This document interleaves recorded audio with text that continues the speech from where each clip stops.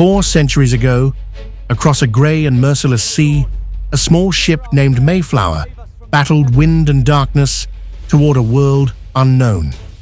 102 souls, farmers, craftsmen, mothers and children, huddled together beneath creaking beams, their prayers lost in the roar of the Atlantic. They were seekers of freedom, yet prisoners of the storm, faces lit by trembling candles as waves hammered the hull. Weeks later, when dawn finally broke over a pale horizon, they glimpsed the wild coast of a new world, cold, vast, and unwelcoming. The land was silent but alive, its forests whispering through the mist. Here, they would build, suffer, and begin again. Through hunger and death, their faith did not falter, and when spring returned, so did hope, brought by hands that offered them corn and peace. That autumn, they gathered beside their Wampanoag neighbors, not to celebrate victory, but survival. Bread, venison, and maize passed from hand to hand beneath golden trees, and gratitude rose like smoke into the evening air. In that fragile peace was born a legacy, one meal that echoed through centuries. From rough-hewn cabins to candle-lit tables of glass and chrome, from whispered prayers to televised parades, the heartbeat of Thanksgiving endures, the simple act of giving thanks that once kept hope alive.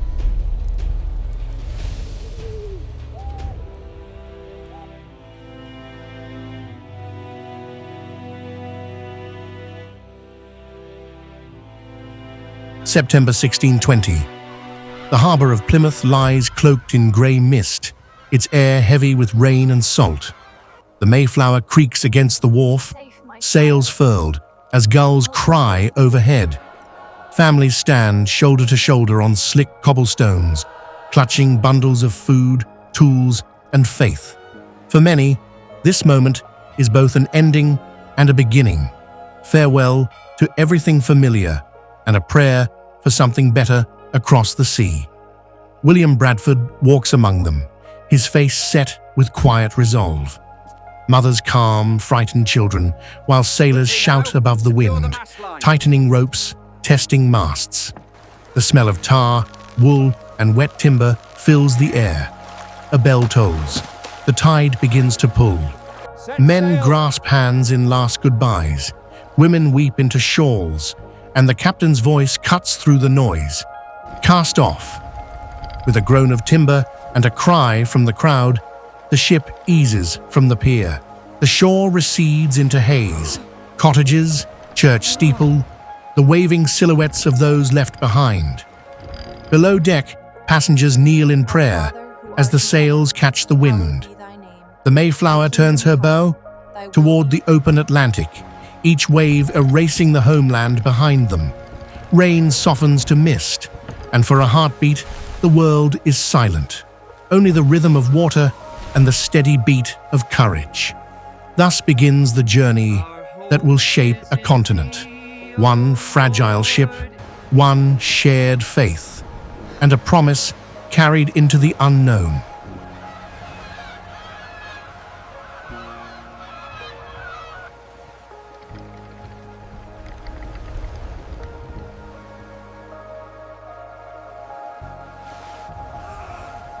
Days stretch into weeks upon an endless grey horizon.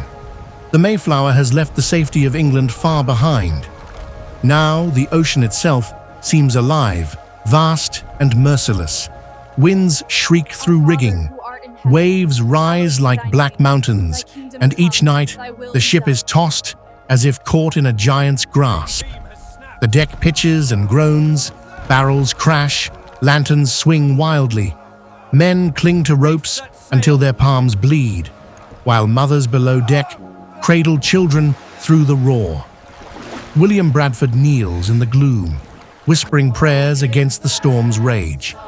When the main beam cracks with a thunderous snap, panic surges, yet the crew lash it fast with chains and prayer. Rain lashes faces raw, the smell of salt, pitch, and fear fills the air. For 13 days, the storm howls, testing every soul aboard. Then, as sudden as it began, the wind collapses into silence. Morning breaks pale and trembling. Gulls appear over a calm, heaving sea. The survivors look at one another, soaked, exhausted, but alive. Bradford lifts his eyes to the light. For the first time, he believes they will reach the promised shore.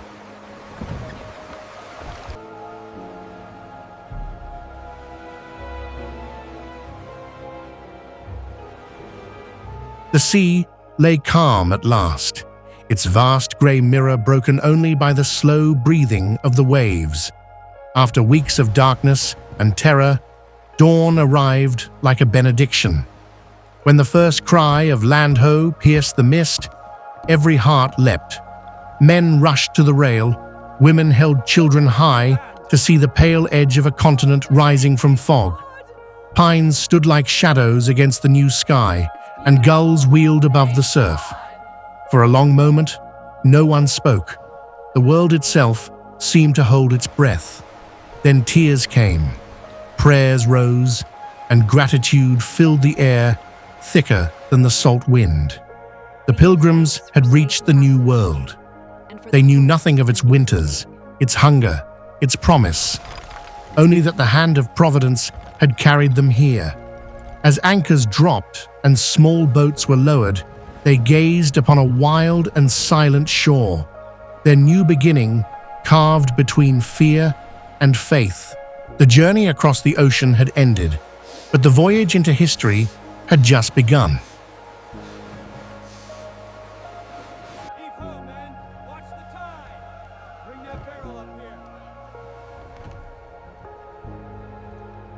Winter came early to the new world.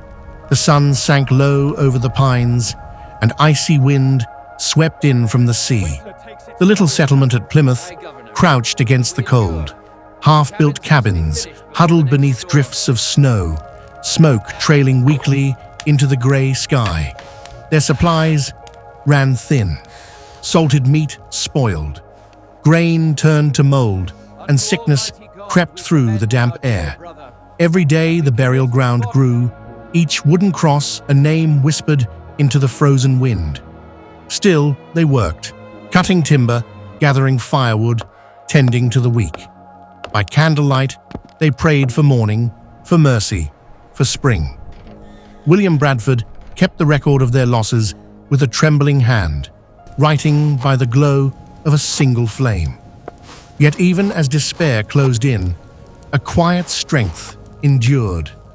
They shared the last crumbs of bread, lifted voices in hymns that froze on their lips, and believed the storm could not last forever. And when the first light of a new year broke through the clouds, the survivors looked out over a snow-covered world, scarred but standing. Their faith, tested in the coldest of winters, would become the seed of every Thanksgiving to come.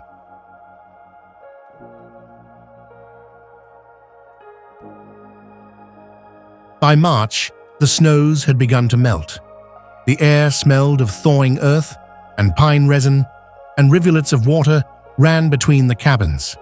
The survivors of Plymouth, their numbers halved, moved like ghosts through mud and fog, rebuilding fences, drying muskets, patching roofs. Then one afternoon, as they gathered near the common house, a figure emerged from the tree line. Tall, bareheaded, wrapped in a deerskin mantle. The settlers froze, hands on weapons, hearts hammering. The stranger walked calmly forward, then spoke the impossible, words of English. "Welcome," he said. His name was Somerset, and behind him waited another, Squanto, who knew their language and their need. In the days that followed, they taught the starving newcomers to fish, to plant corn with fish for fertilizer, to find berries and herbs in the forest. Suspicion gave way to wonder, and wonder to gratitude. Two worlds met not in conquest, but in conversation. The colony's future, hanging by a thread through the bitter winter, found its hope in the kindness of strangers.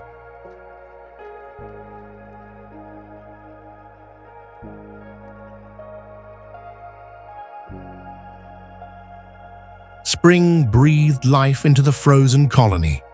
The snows receded, streams ran clear again, and the forest turned green with promise.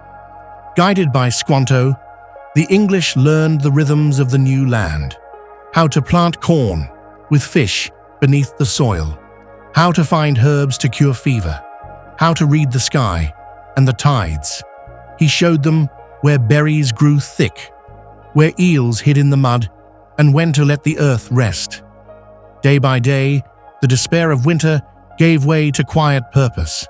Men plowed fields by hand, while women mended sails and tended fires. Children chased one another through the clearing, laughter echoing across the bay. Bradford watched, recording their fragile progress in his journal, marveling that strangers could find friendship in a wilderness. They were still hungry, still uncertain, but no longer alone. Under the warming sun, Plymouth stirred to life, and faith found form not in prayer alone, but in work, in learning, in shared labor. What began as survival was becoming community.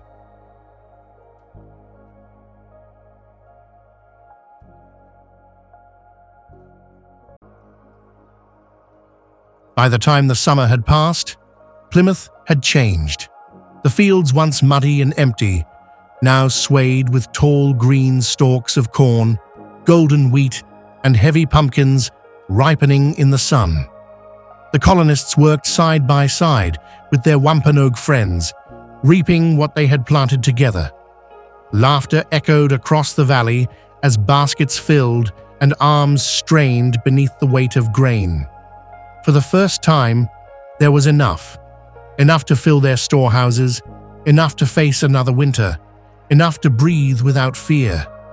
The scent of cut hay and salt wind mingled as they gathered under the warm light of early autumn. Bradford watched as men shouted joyfully and women tied sheaves in bundles, children chasing one another through piles of corn husks. Squanto smiled quietly, his eyes reflecting the harvest he had helped sow. They were not rich, nor entirely safe, but they had endured. The ground that had once tested their faith now offered its blessing. The harvest was not just food, it was proof that life, through labor and faith, could begin again.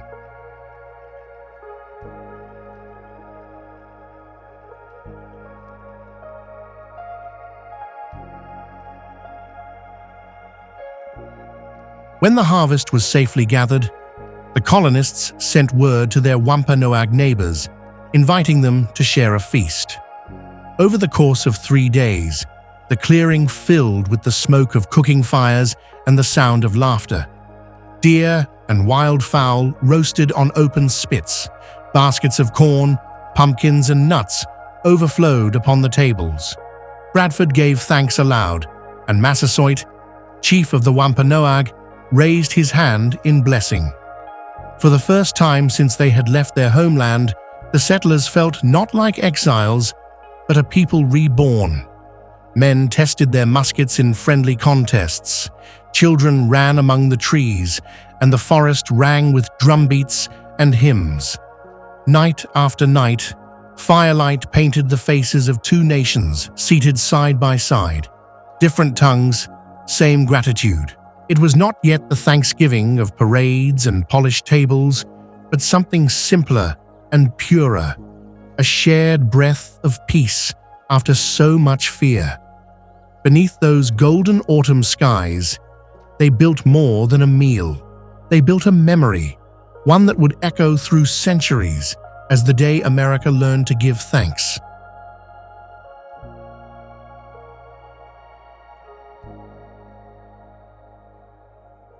The fires of that first feast burned low, but their light did not fade. Across generations, the spirit of that moment traveled, carried by families who remembered the prayer of thanks whispered in the cold, by settlers who pushed westward with seeds from Plymouth's fields, by soldiers who paused in far-off wars to bow their heads before rations.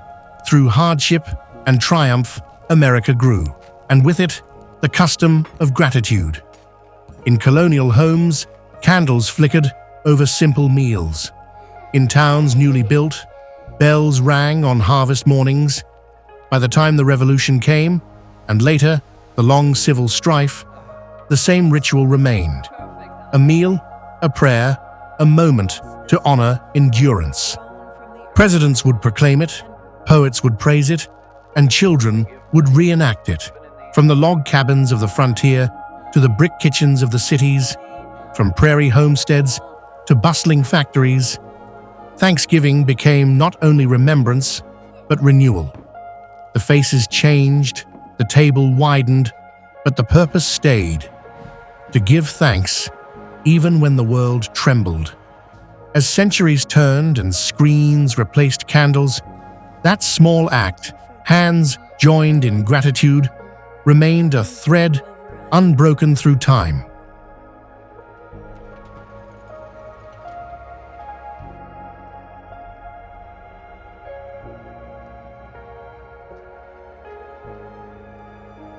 Morning breaks over a nation once born in struggle.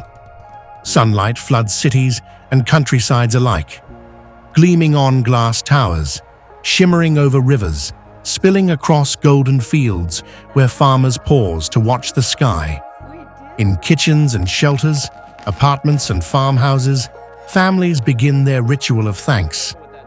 The smell of bread and spices fills the air, and every table, no matter how modest, becomes an altar of memory. Across states and seasons, hands join. Old and young, rich and poor, every color and creed. Marching bands echo through avenues, while quiet prayers rise from hospital wards and military posts oceans away. On screens and stages, voices retell the same story: of a voyage, a storm, a feast, and a faith that endured. By evening, the light softens to gold. Windows glow like lanterns as laughter drifts through neighborhoods. The day ends as it began, in gratitude, not for what is perfect, but for what persists. Beneath one sky, a nation gives thanks, and the echo of that first meal in a wild, unknown land still beats in every heart.